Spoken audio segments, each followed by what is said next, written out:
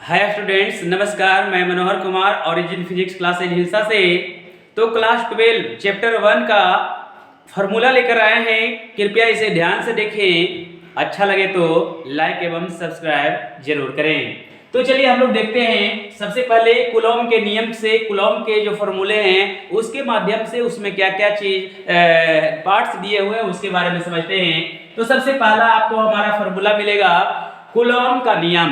Coulomb का नियम में हम कूलॉम बल को बताए थे F बराबर 1/4 pi epsilon not into Q1 into Q2 बटा R स्क्वायर। ये हमारा कूलॉम बल का सूत्र है और इसके बारे में आप जानते हैं कि F हमारा बल है, Q1 हमारा आवेश है, Q2 आवेश है और अपसलन के बारे में यहाँ पे दिया हुआ है कि अपसलन निर्वात अथवा वायु की वैद्युतशीलता है या होती है। हम ये भी जानते हैं कि 1/4 पाई अपसलन नॉट का अंकीय मान कितना होता है, तो 9 × 10 के पावर 9 न्यूटन मीटर स्क्वायर प्रति कूलॉम स्क्वायर होती है। तो इसको ध्यान में रखें। कूलॉम के नियम के अनुसार कूलॉम बल F का सूत्र होता है 1/4 pi epsilon not into Q1 into Q2 बटा R स्क्वायर, जहां एप्सिलॉन यहाँ पे नॉट या एप्सिलॉन नॉट निर्वात अथवा वायु की वैद्युतशीलता होती है और 1/4 पाई एप्सिलॉन नॉट बराबर 9 × 10 के पावर 9 न्यूटन मीटर स्क्वायर प्रति कूलॉम स्क्वायर होता है।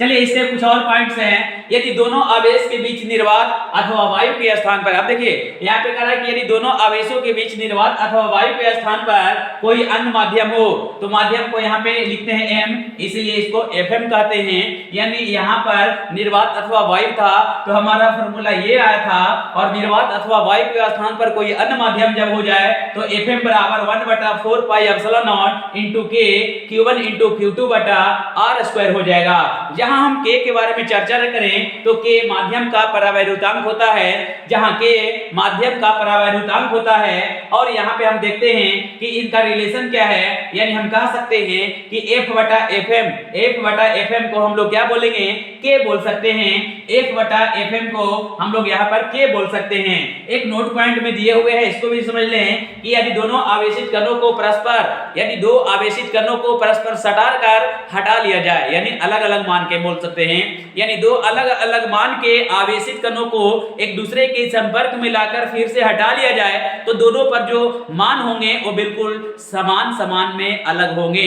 यानी कहने का अर्थ ये हो गया कि Q1 बराबर Q2 हो जाएंगे, यानी Q1 प्लस Q2/2। अगर एक पहले आवेश पर अगर 5 न्यूटन या 5 कूलॉम का आवेश है, दूसरे आवेश पर कितना है, जैसे कि 11 हम कूलॉम का कह सकते हैं। पहले आवेश पर 5 कूलॉम आवेश है, दूसरे पर 11 कूलॉम आवेश है, तो इस प्रकार से कह सकते हैं कि दोनों आवेशों को संपर्क में कराकर फिर वापस दूर कर लिया जाए तो कह सकते हैं 11 × 5 16 और 16/2 करेंगे तो कितना हो गया, 8 कूलॉम आवेश, यानी 8 कूलॉम आवेश दोनों पर क्या होंगे, अलग अलग हो जाएंगे।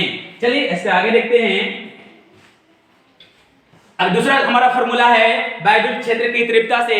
तो वैद्युत क्षेत्र की तीव्रता E बराबर F/Q0 होती है। वैद्युत क्षेत्र की तीव्रता याद रखेंगे, E बराबर या वेक्टर E बराबर F/Q0 होती है और इसको हम लोग न्यूटन प्रति कूलॉम से दर्शा सकते हैं। तीसरा फॉर्मूला हमारा है बिंदु आवेश के कारण वैद्युत क्षेत्र की तीव्रता। तो बिंदु आवेश के कारण वैद्युत क्षेत्र की तीव्रता E बराबर 1/4 पाई एप्सिलॉन नॉट Q बटा R स्क्वायर न्यूटन प्रति कूलॉम होती है।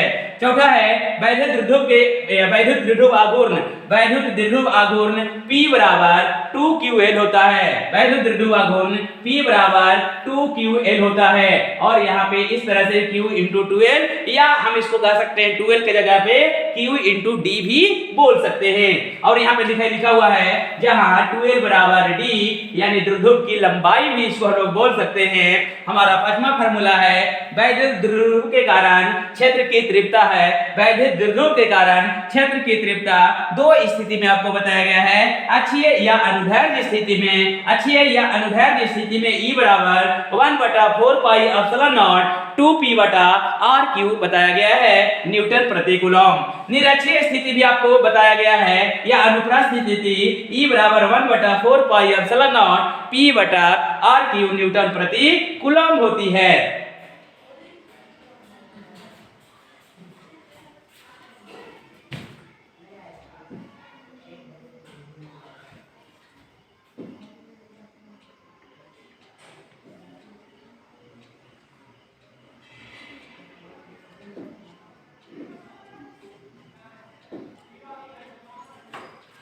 चलिए अगला हम फार्मूला लेते हैं सतत आवेश वितरण। सतत आवेश वितरण रेखीय स्थिति में होता है, पृष्ठीय स्थिति में होता है और आयतन स्थिति में होता है। तीनों को देखते हैं। रेखीय आवेश घनत्व को लैम्डा द्वारा सूचित किया जाता है और लैम्डा बराबर Q बटा L होता है कूलॉम प्रति मीटर। पृष्ठीय आवेश घनत्व सिग्मा बराबर Q बटा A होता है कूलॉम प्रति मीटर स्क्वायर होता है और आयतन आवेश घनत्व रो बराबर Q बटा V होता है कूलॉम प्रति मीटर क्यूब होता है। जैसे जैसे नीचे बढ़ रहा है वैसे वैसे m का मान बढ़ते जा रहा है। यहाँ पे घन कोण को हम लोग क्या बोलेंगे, घन कोण d ओमेगा बराबर dA बटा r स्क्वायर। घन कोण d ओमेगा बराबर dA बटा r स्क्वायर होता है और d ओमेगा बराबर dA cos थीटा बटा r स्क्वायर होता है। अगला है 8वां वैद्युत फ्लक्स। वैद्युत फ्लक्स फाई ई बराबर क्या होता है, तो इसको हम इंटीग्रेशन फाई यहाँ पे कर सकते हैं, E इंटू dA होता है और फाई ई बराबर E A cos थीटा होता है न्यूटन मीटर स्क्वायर प्रति कूलॉम या वोल्ट प्रति मीटर भी इसको हम लोग बोल सकते हैं। हमारा अगला फार्मूला है गॉस प्रमेय से।